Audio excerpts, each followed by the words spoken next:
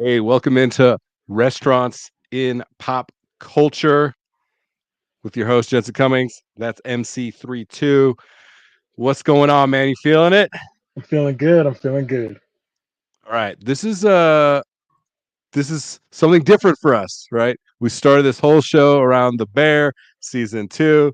We're through season 2, right?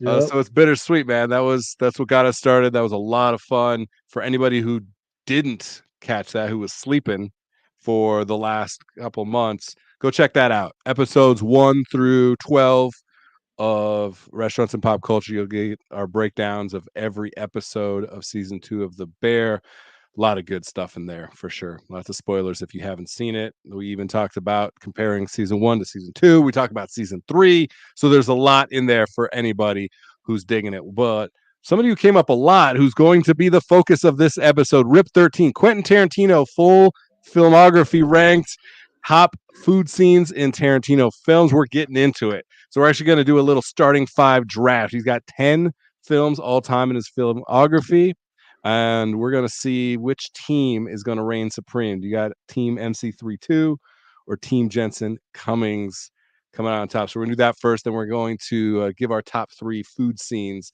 And the reason, I mean, look, I'm biased. I've said it all throughout that Tarantino is my favorite filmmaker of all time. The guy hasn't missed. There's films that I like better. There's some films that are, Mhm. not as good as others, but he has not made a bad movie, and we'll debate that as we go. He has not made a bad movie, in my opinion. And food, he has the best food scenes, in my He does humble have good food. opinion. He He has good does. food scenes for sure. He really, really does. They lend themselves well to these long monologues and back and forth, and the food is kind of becomes a little bit of a character. I think we're gonna play that out a little bit. So that's what we're getting into. All right. So the way we're going to play this is 3-2 is going to get first pick. I'm going to get second and third pick. So there's a little balance there. And then we'll go back and forth until we have our starting 5, all 10 of his films. We haven't done this in a minute. All right. We need to get our minds right. We've had a lot to cover, but I want to get in the kitchen real quick. I want to get our mind right, Chris. All right. All You right, feel let's me? do it. I feel you.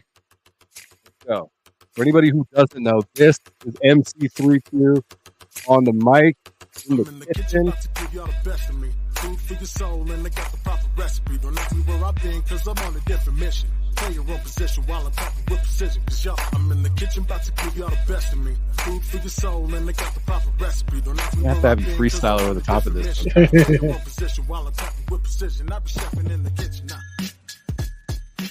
On. All right. Feeling it. Okay. Let's get into this. I'm ready. All right. You get the number 1 pick. The number 1 pick in the Quentin Tarantino filmography draft. What do you got? I got Inglorious Bastards, baby. Number 1, Inglorious Bastards. I'm taking it. Okay. Ah, man, that is a good one. That is when Christopher Waltz took us to a level, man. Yeah. That guy. We have both talked about him a lot Mhm. on this show. Okay. So I'm okay with that. I have Inglorious Bastards a little further down my list. Okay. I don't know why, because as soon as you said it, I felt jealous. I felt jealous that you called it, but I'm looking at my list right now. I was like, oh, wait a minute. So I'm okay. So I actually am going to get my number 1, number 2 pick. Number 1 for me is Pulp Fiction. Okay. Pulp Fiction is probably, if I put my critic hat on, maybe not number 1 of his films, but when Mhm. I put my feels on and what it meant to me personally watching that movie, it's number 1 for me because I think it balances everything that he does so well. And it's, a second film. So it really introduced us to the ensemble that we've seen for 10 movies. He always Right. comes back to the same players, Yeah. right? Even back to Reservoir Dogs, the first one. So that's my number 1 pick. Number 2 for me, my second is Once Upon a Time in Hollywood. Ooh. Okay. I think that might be his best film. If you were Really. purely talking about everything from the script to the acting to the historical weaving of things that happened and things that didn't in a very, very meaningful way. He's done that a little bit in Glorious Bastards, right? He's tying in history and he does some farcical things. He did that with Django Unchained, but this follows really closely to things that truly happened. So I thought that he did a masterful job of that. So that's my my number one and number two. All right, who's your number two pick? Okay, so you know what? I'm actually not mad at you for taking what you took either. Pulp Fiction was my number three, so like, okay, it's a little bit lower, but you know, I'm cool with you having it. My number two is Kill Bill Volume 1. Wow. That for me, being a martial arts buff that I am, Knew it. like that was, I mean, everything about it. Gordon Lowe, he is incredible. The whole the way that he went from like, well, a lot of the storytelling tropes that he used, from the whole not using Beatrix's name for the first movie, and the way that you're trying to figure out exactly who Bill is. Then you go to this whole montage or this whole series where it's animated, where they're talking about Oren's origins, and you get that whole section, and then like the whole Crazy 88 and all that. Like that was touching all, like you said about what Pulp Fiction was for you, Kill Bill was for me, in terms of just like checking all the boxes of all the martial arts fandom that I love. I thought that was going to be your number one. Yeah, it almost was. That was going to be your number one. It almost was, and the only reason it wasn't is because Inglourious Bastards captivated me as much without having to use the low-hanging fruit of the martial arts that I love. And so like me enjoying Inglourious Bastards as much as I did without it being like an almost guarantee because of the martial arts aspect of it, I feel like that took more effort for me to get there for that. So that's why it edged out just barely, because otherwise if that movie didn't exist, Kill Bill would have been my number one for sure. Yeah, I thought that might have actually been some strategy on your side, knowing that Kill Bill wouldn't have been my number one, but Inglourious Bastards might have been, that you swooped it right away, thinking that Kill Bill was safe. That I was thinking a little bit of strategy too. I thought Kill Bill might be your number one because of that. So, and you know what? I mean, if anybody out there is a martial arts movie fan, Japanese movie fan, it's Sonny Chiba, it's a Tori Hanzo. Like, look that fucking dude up. Yeah, I mean, he's legend, absolute legend for sure. And the food scene that's not a food scene, right? Because she's sitting there at the sushi counter there, and you imagine that that's going to be this amazing meal, and then they kind of underplay it a little bit, which I thought was clever too. So I think they did a masterful job. And I got to say, I missed this on Once Upon a Time in Hollywood. One of the things I loved about that is how Cliff, Brad Pitt, and his dog, he cooks a meal. And I realized that you see a lot of food in Tarantino movies. You do not see a lot of cooking. And me kind of stood out about Once Upon a Time in Hollywood. And he cooks this beautiful meal for his dog, Brandy, I think is the dog's name. And then he eats mac and cheese straight out of the pot, which is what a chef move that is. That's literally how I eat mac and cheese 90% of the time is straight out of the pot. So love that. Okay. I feel like you and I have such different tastes. We have mutual respect with different tastes. So I got my number 1, 2, and my number 3 pick is Reservoir Dogs. Reservoir Dogs changed the game. I mean, it put Tarantino on the map in a different way. He wrote True Romance, a brilliant film, brilliant film. I almost wanted to get that onto our list to say that's pretty much one of his movies. From Dusk Till Dawn was another one. So that's pretty much one of his movies, right? So he did an unbelievable job with the intensity of dialogue, where there was so often just two people and the dialogue just went on and on and on, and it was really captivating.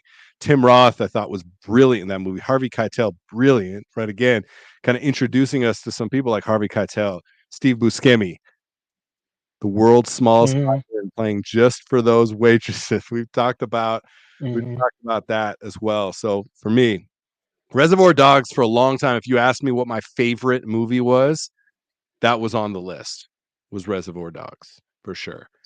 On rewatch after rewatch, Pulp Fiction kept moving up and up and up that list. So that's my number 3. All right, what do you got next?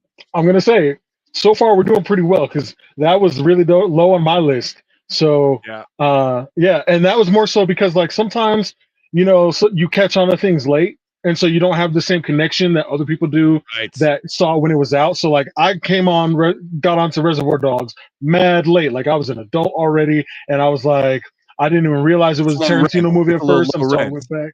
Yeah, so it's like, you know, I enjoyed it, but it didn't like, I wasn't there on it like a lot of people. Fair. So we're on number 4, right?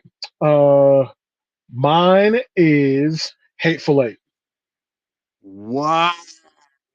We Yeah. are on some different spectrums. Hateful Eight is my lowest ranked movie Wow. of his. Lowest ranked movie of his.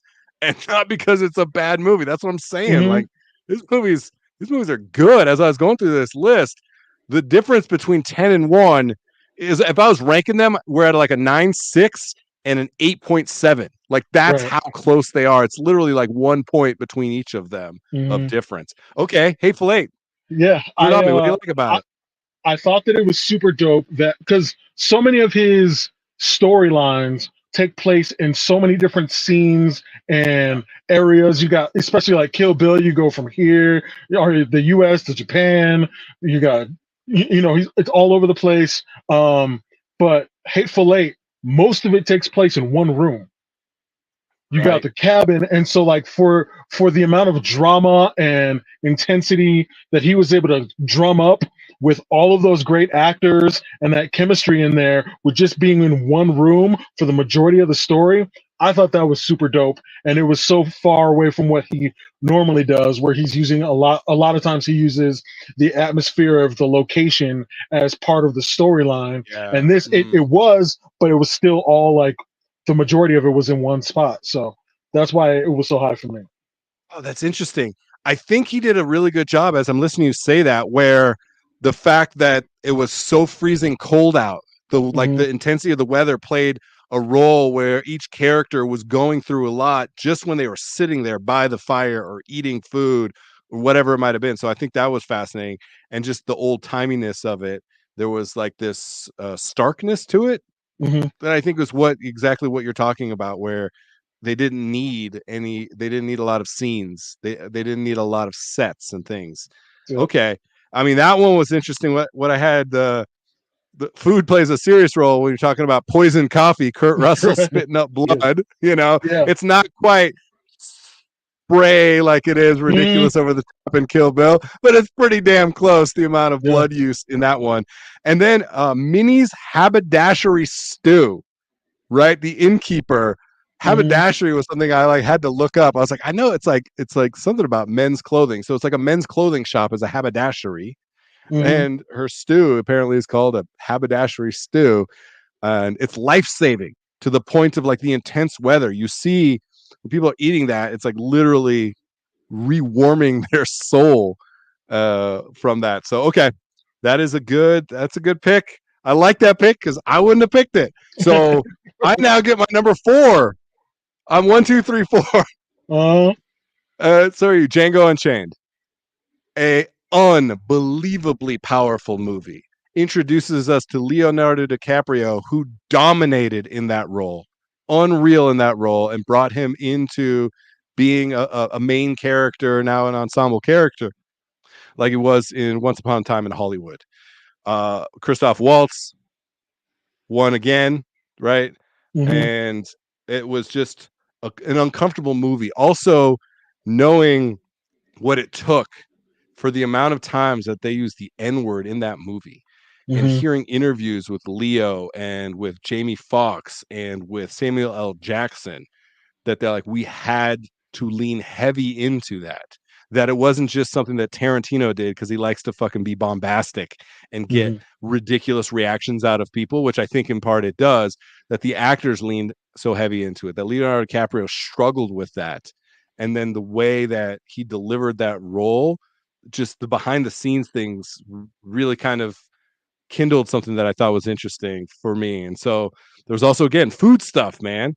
The Calvin's white cake, the way that there's this beautiful cake and he's just like nonchalantly eating the cake with what the fuck is going on while he's eating that cake. It's psychopathy, man. It looks like a complete psychopath. And it was like, no big deal. This is just like another Tuesday. Was really intense.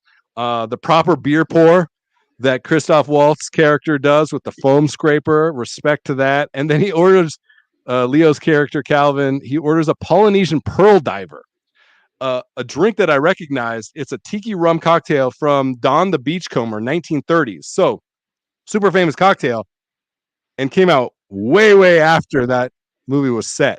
So I don't know what, they're usually not that far off historically, especially with something that's so well known like that. So those are a couple things like that. I felt like is Django pretty low on your list?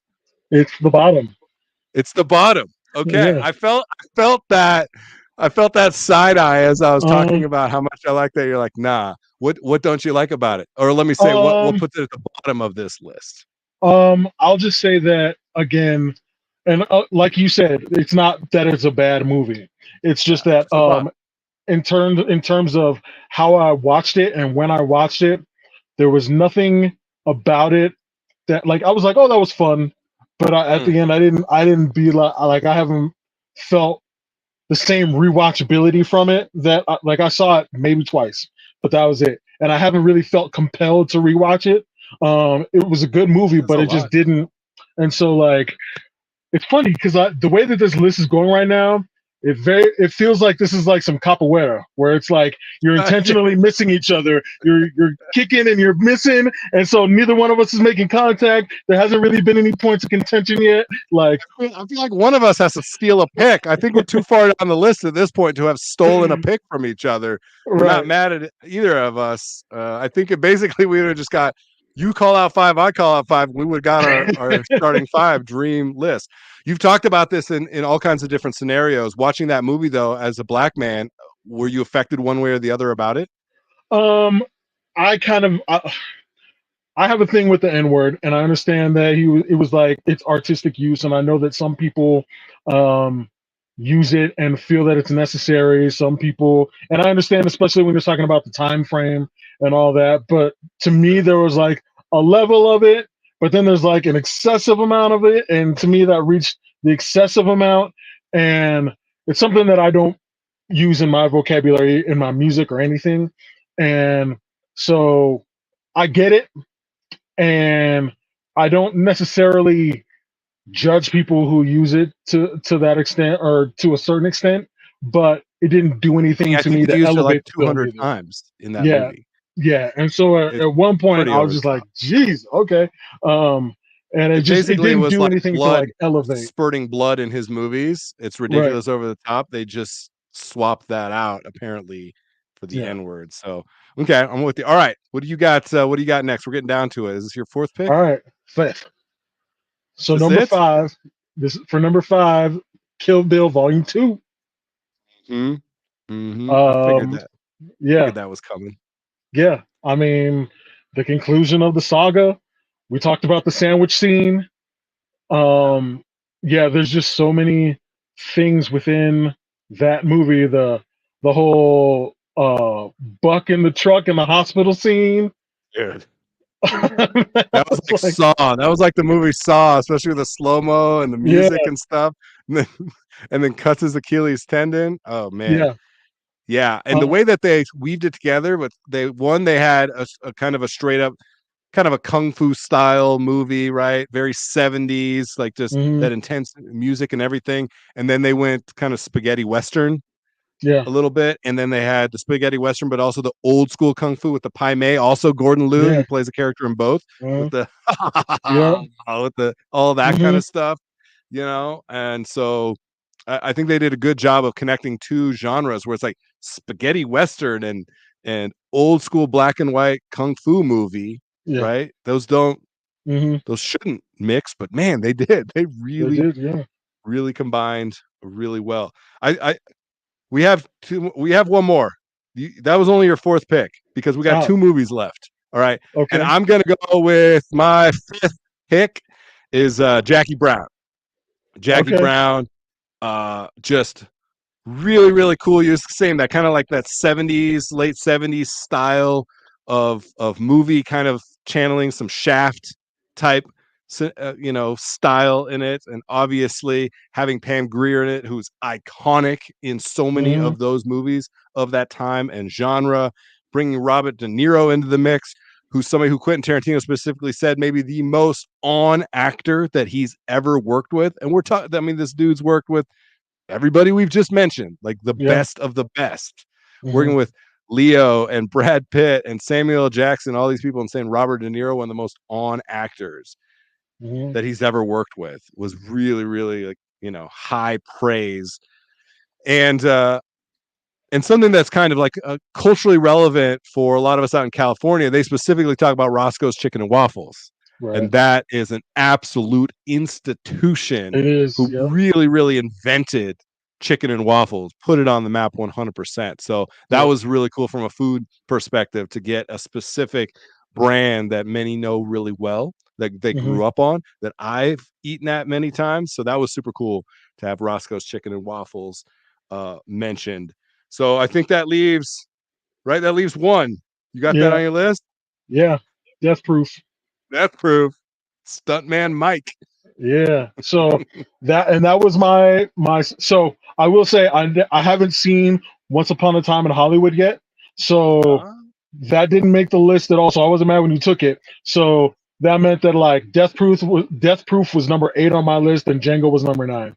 And with Death Proof, like I thought it was one of those that felt like a fun side project. Like it didn't 100%. have all the feels of like a Tarantino movie for the most part, but there were some scenes that were super dope. There's a scene where I forget the actress's name, but she's starting to give Stuntman Mike the lap dance, and she plays Way Down in Mexico by the Temptations. And Ferrera, what is her name? Or by the Coasters. Yeah. Yeah, it wasn't the Temptations, it was the Coasters. And that's one of my favorite songs, like one of my favorite old songs. So when that played, I was like, oh shit, because nobody knows this song. And so I was mad. I was like, props to Quentin for that. And then when they catch up to him and they all take turns whooping his ass, I have a fondness for badass women who like can kick some ass. So like that whole scene where they're just taking turns whooping his ass, I was like, get that. I can't remember her name. She's an Aussie actress and stunt woman who is actually doing the stunt on the car. Zoe something. Yep. And so that was badass about that. Like the car scenes in that were really, really intense. So to your point, it was kind of like a intermission short film. Zoe Bell. Intermission short film turned into a full length, right? And it was connected to that Grindhouse style. And then Robert Rodriguez did the other one, right? The zombie apocalypse one. It came out in like a 2-pack of a movie. Yeah, so it was like a slaughterhouse Grindhouse type thing. So like when you thought about the combination of it and the style of it, I thought it was a fun side project. I had it as number 9 on my list because there were a couple of parts of scenes that I thought really jumped out and were super unique. And I saw him kind of playing around with some things that came into his style a little bit later. All right. That is our starting 5. What do I got? I got Pulp Fiction, Once Upon a Time in Hollywood, Reservoir Dogs, Django Unchained, and Jackie Brown. And Chris has got Inglourious Bastards, Kill Bill Volume 1 and 2, Hateful Eight, and Death Proof. Let us know whose top 5, starting 5, is going to reign supreme.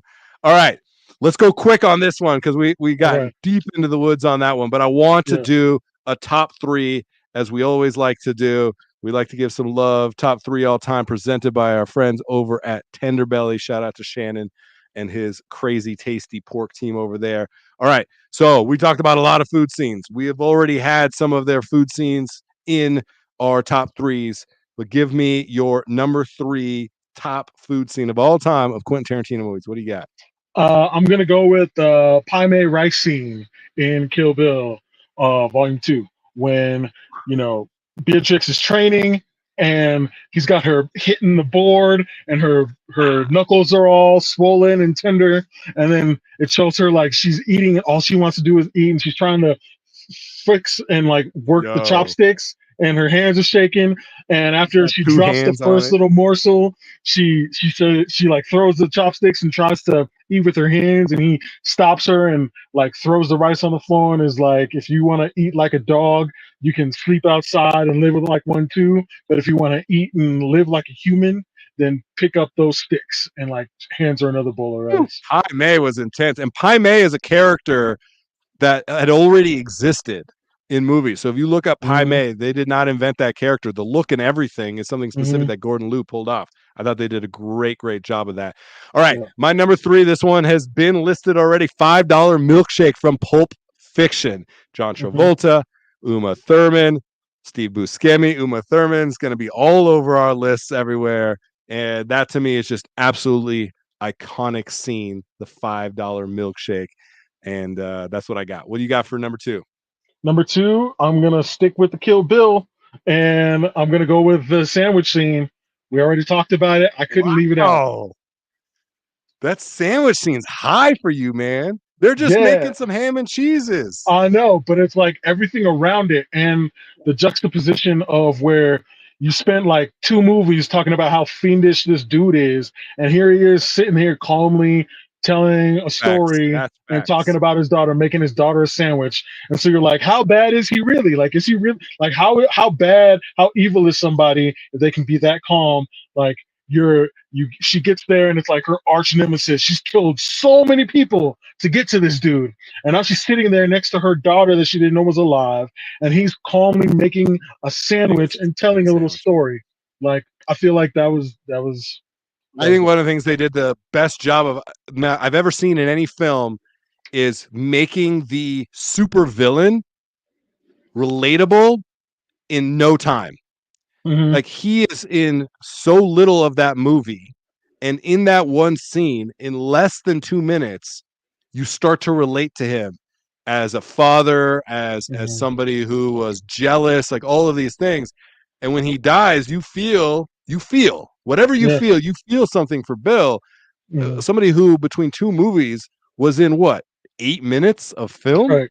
Holy shit. So I think they did a brilliant job. And to your point, that making a ham and cheese sandwich and smearing some mayonnaise on that bread was not about that sandwich. It was about everything else culminating in that moment. So I think that's a great pick. Number 2 for me, no surprise to you, strudel with creme from Inglourious Bastards. Christoph Waltz and Melanie Laurent. You talk about a guy calmly fucking with your head while eating a strudel that maybe is the best looking individual piece of food we've ever seen in a Quentin Tarantino movie. That strudel looked legit. To all my pastry chefs out there, they did that one some justice for sure. So, and the nugget I always give is the creme. They wait forever for that creme. And there's a little Easter egg there that apparently that creme would have made that dish non-kosher. And so it was a little bit of a devious test to see if she would eat it. And, that would out her as a Jew or not, basically, was what was the undercurrent there, which is just another layer of sadistic. Great job. And Christoph Waltz won an Academy Award for that role, rightfully so. Okay. All right. One. My number 1. So this was a little bit of strategy here because I knew that you were going to bring up the strudel, and so I didn't want to leave it off my list, but I knew that one of us was going to talk about it. So I feel good now knowing that you did. I wanted to mention Sam Jackson's burger scene, but I've already done that, and I didn't want to be too redundant. So also, this is another Kill Bill scene. This is from Volume 1.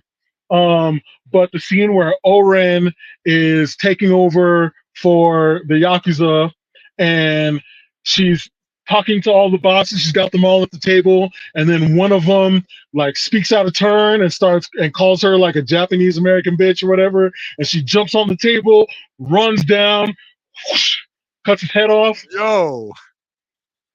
Yeah. And like and everybody's just sitting there like dumbfounded, and the blood is just squirting like comedically. Yeah, I feel like that deserved a mention.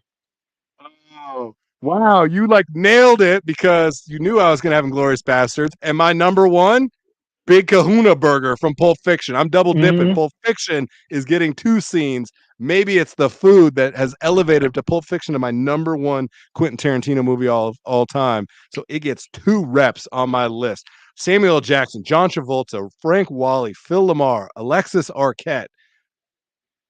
Unbelievable scene. The intensity, The whole time you're like, they're gonna kill these motherfuckers, and he just keeps talking and talking and talking, and then gets the big kahuna burger, washes it down, right? Asks him about Le Royale with cheese. Look at the brain on Brad. I can't remember, but his name is Brad or Brent, and they call him two different names. It's one of those things they fucked up in the movie. That's one of those insider Easter eggs too. Then John Travolta, Vincent Vega, opens up the briefcase. It just glows. That's supposed to be Wallace's soul. That's what that represents. Is his soul. That's one of those things. They never say what it means, but that's what it's supposed to mean. It's his soul, and that's why he's so desperate to get it back. Okay. Number one for me. Whew. I'm like winded over here. That was a fucking great show. I knew we were going to bring all the energy when it came to Quentin Tarantino. And again, coming out of The Bear season 2 for the last 12 episodes, we knew we had to do something big. We had to go deep into the bag. All right, those were our top threes. We did not double up at all in any way, shape, or form. Yeah. We are opposite sides of the yin and yang. That is 100% on display in this episode. Yeah. Let us know how we did. Quentin Tarantino movies, how do they rank for you? Food scenes in Tarantino movies, what are some of your favorites? How did our list shape up for you? Let us know. And as always, get in the comments. Let us know other movies, other tropes, restaurant food, chef tropes that you want to see us talking about, movies, TV that you want to see us rating and reviewing as we continue to rock this show, Restaurants in Pop Culture. That's it for me, Jensen Cummings.